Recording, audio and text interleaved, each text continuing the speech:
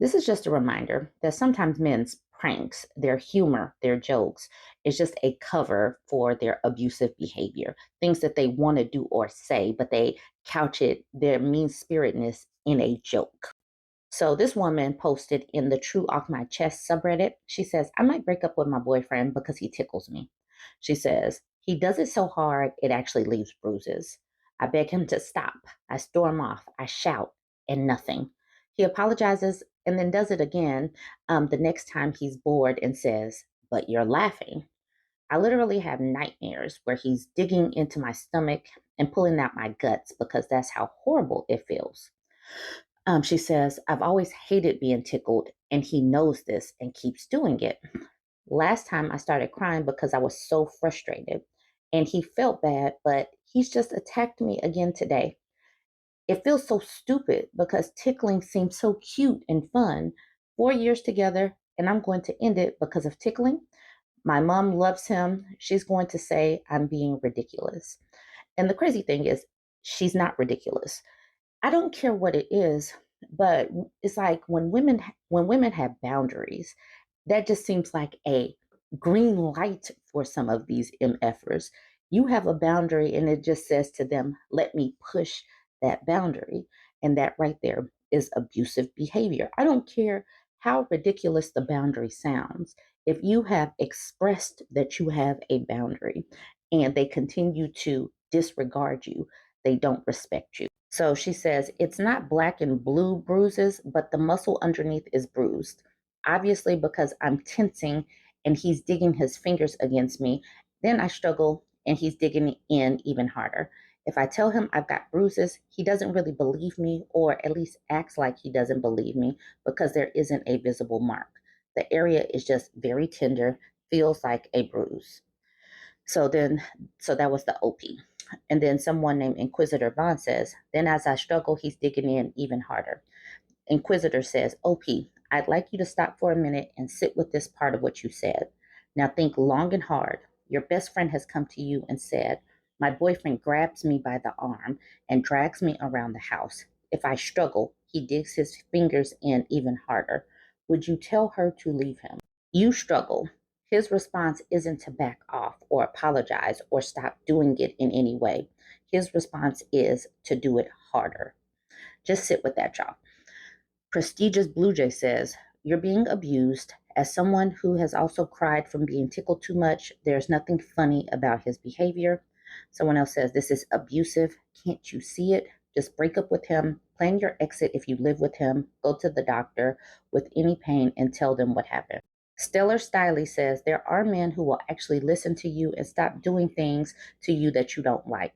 Dump this guy and find one who knows about and respects boundaries.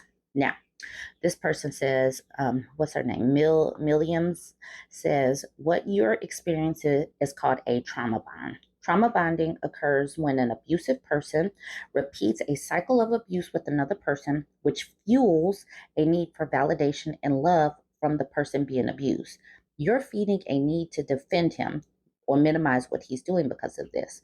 The following are some signs of trauma bonding: when you continue to be fixated on people who hurt you and who are no longer in your life, when you crave contact with someone who has hurt you and who you know will cause you more pain, when you continue to revolve around people who you know are taking advantage of you or exploiting you, when you are committed to remaining loyal to someone who has betrayed you, even though their actions indicate few signs of change, when you are desperate to be understood, validated, or needed by those who have indicated they do not care about you, when you go to great lengths to continue to help, caretake, or consider people who have been destructive to you.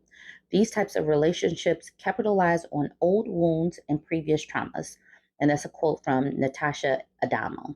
So I just wanted to make sure I brought that out because that was a good set of bullet points about trauma bonding. So AA200 says, I totally understand how this tickling feels. It's awful, but I have never had bruises from it, so this would feel horrible. Damn, I'm so sorry. How about you tickle him hard back and keep it going for like 10 minutes and see how it feels? And then the OP says, he's not ticklish. I think that's why he believes I'm overreacting because he doesn't know how painful it feels. And also, he's a lot stronger than me. And I'm just going to leave it with that, because why even encourage? You touch someone back, that encourages them to poke you back.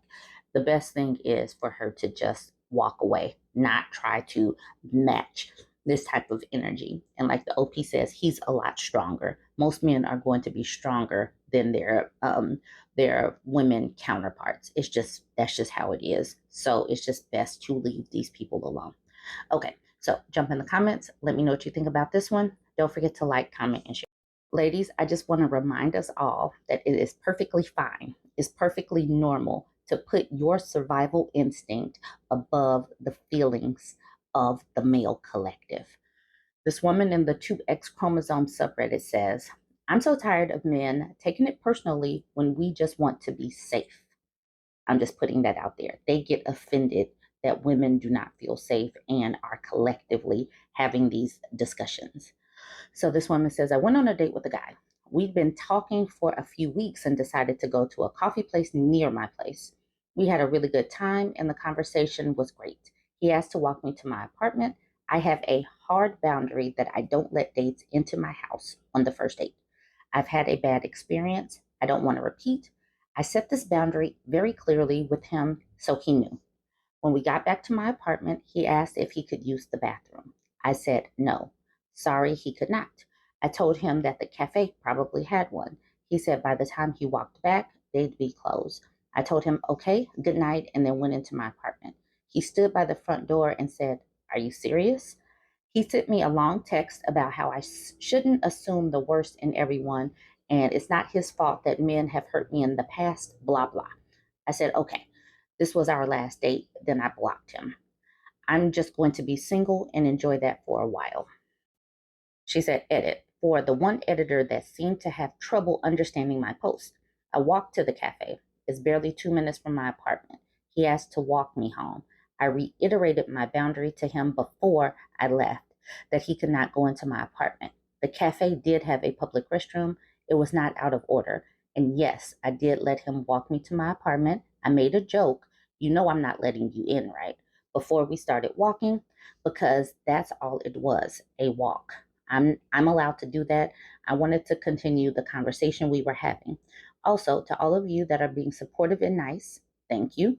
To those that aren't, you're the reason I don't immediately trust men on dates. When I posted here on a different account years ago, many people said, well, why did you let him in? Now it's, why didn't you let him in? You're a big meanie and you shouldn't assume he's a bad guy. Maybe you shouldn't come to a subreddit that is supposed to be a space for women and then complain that you're not the center of it. And I have confirmation now that I did dodge a bullet. He has also essayed quite a few women doing the same he did to me. I'm not going to expose my source, but predators should know this. We talk. Yes, women are now talking. And regardless, women should just not be letting, ladies, don't let men up into your apartment that you don't know on the first few dates.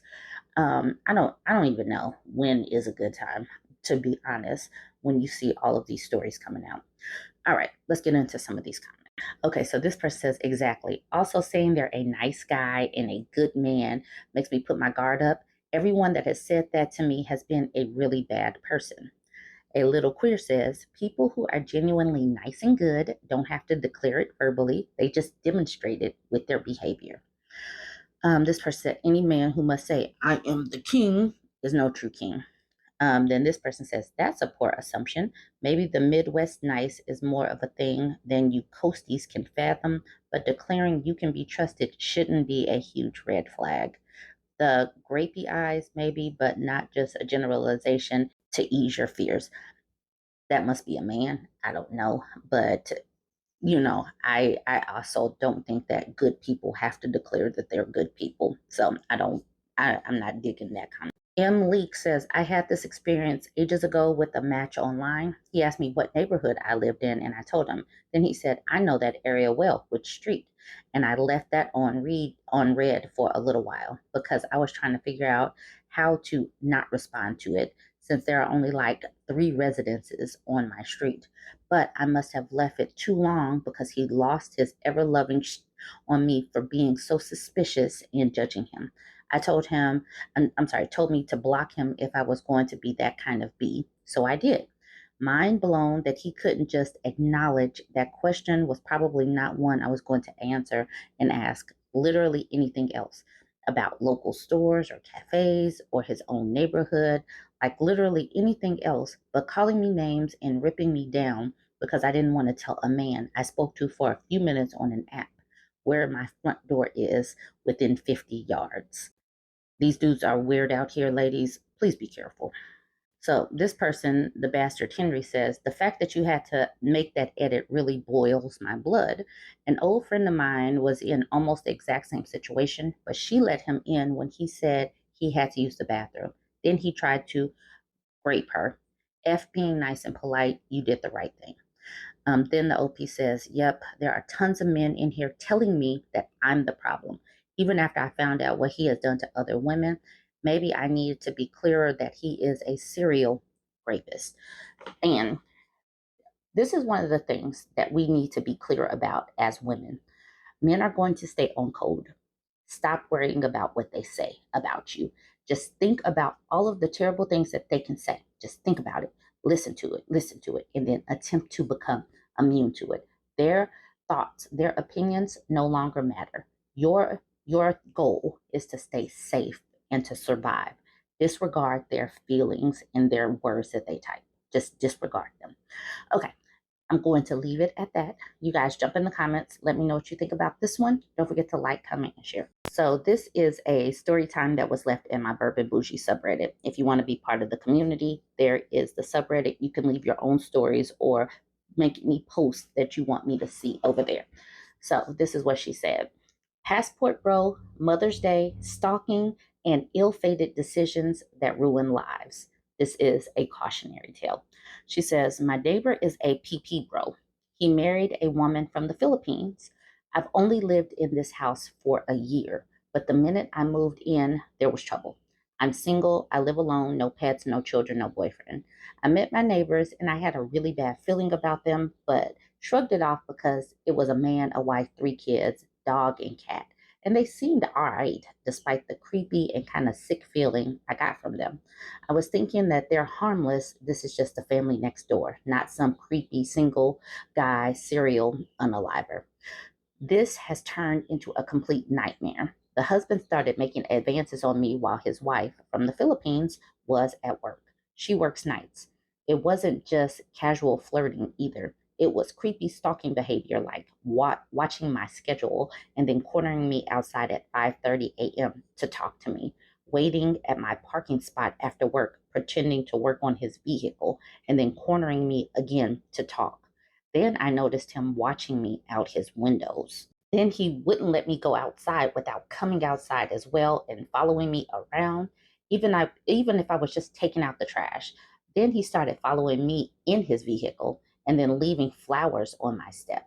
I finally had enough and told him I'm uncomfortable, leave me alone, and if he doesn't, I'm going to tell his wife. He didn't stop. Instead, he got angry, screaming in my face, started tailgating me in his vehicle, throwing garbage on my lawn, coming into my yard, walking behind me, and singing loudly because I told him not to talk to me anymore. I finally did tell his wife, and nothing changed. She said she didn't believe me, and he said I was lying. I've had to call the police 3 times. I spent half the day getting a restraining order this week on Monday.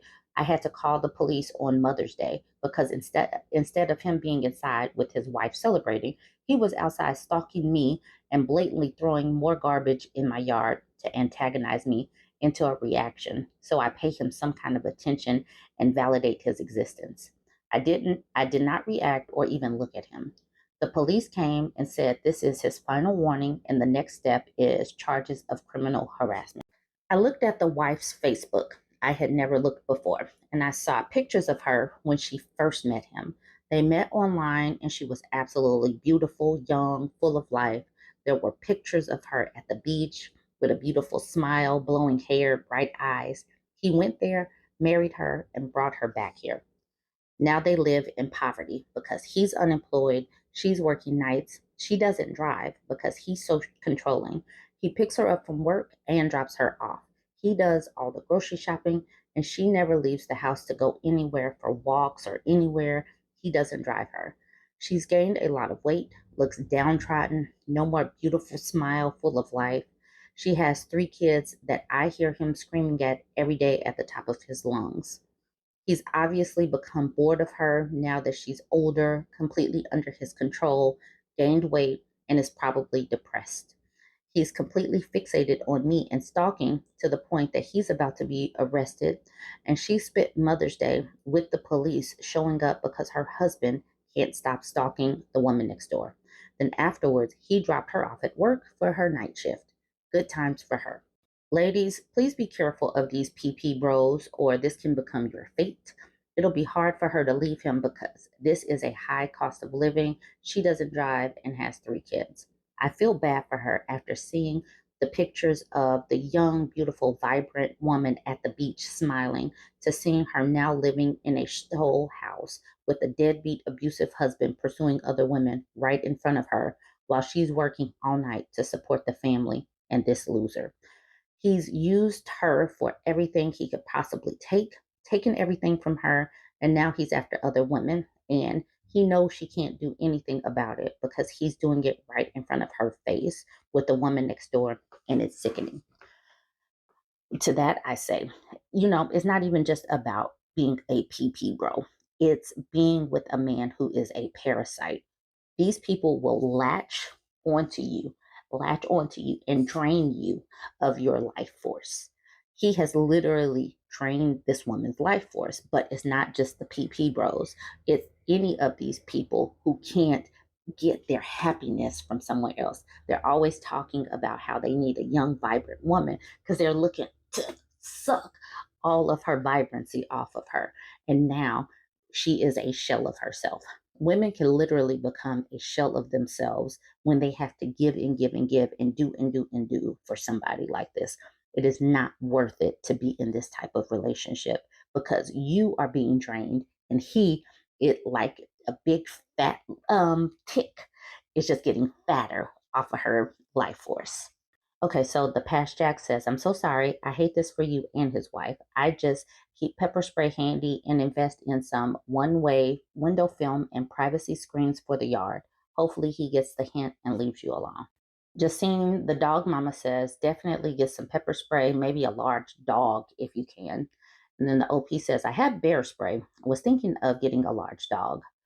JC, the dog mama says, I will be honest, having a dog is definitely some work, but as a single woman myself, it's the best protection. I'm fortunate enough to work from home, so I have plenty of time to give my pups the best attention, and in return, I can sleep at night knowing not one person gonna make it into my house.